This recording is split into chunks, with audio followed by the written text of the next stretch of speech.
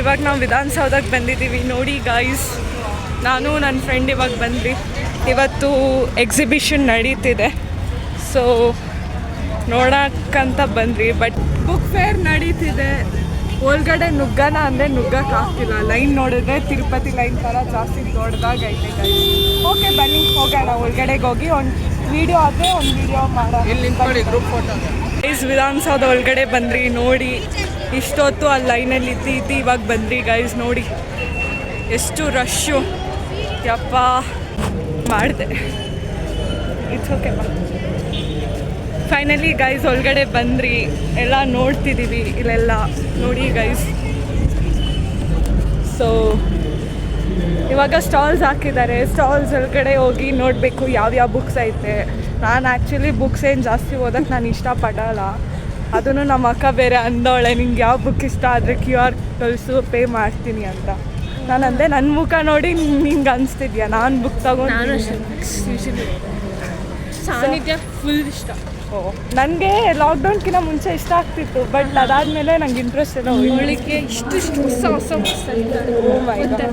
But ನನಗೆ books ಓದೋಕ್ಕೆ ಇಷ್ಟ, ಬಟ್ ಇಂಟ್ರೆಸ್ಟ್ ಇರಲ್ಲ ಗೈಸ್.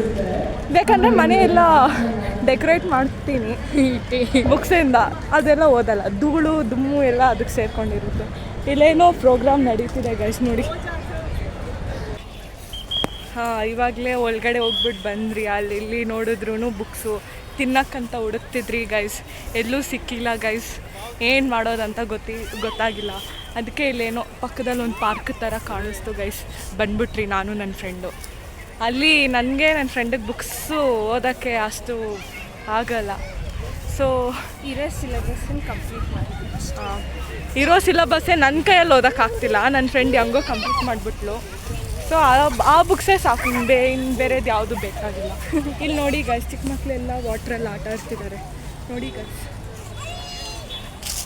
ಇವಾಗ ಹೋಗಿ ಸ್ವಲ್ಪ ಹೊತ್ತು ಒಳ್ಳೆ ಪ್ಲೇಸ್ ಹುಡುಕಿ ಕುತ್ಕೊಂಡು ತಿಂದು ಹೋಗ್ಬೇಕು. ಓಕೆ ಗೈಸ್, ಅದು ಮುಗಿಸ್ಕೊಂಡು ಆಚೆ ಬಂದ್ವಿ. ಬಸ್ ಹತ್ಕೊಂಡು KR ಮಾರ್ಕೆಟ್ ಬಸ್ ಹತ್ಕೊಂಡಿದ್ದೀವಿ. ಸೊ ಇಲ್ಲಿ ಮಾರ್ಕೆಟ್ ಬಸ್ಸಿಂದ ಮತ್ತು ಹೆಬ್ಬಾಳಕ್ಕೆ ಬಸ್ ಹತ್ಕೊಬೇಕು ನೋಡಿ ಗೈಸ್. ಬಿಟ್ಟು ಹೋಗ್ತೀವಿ.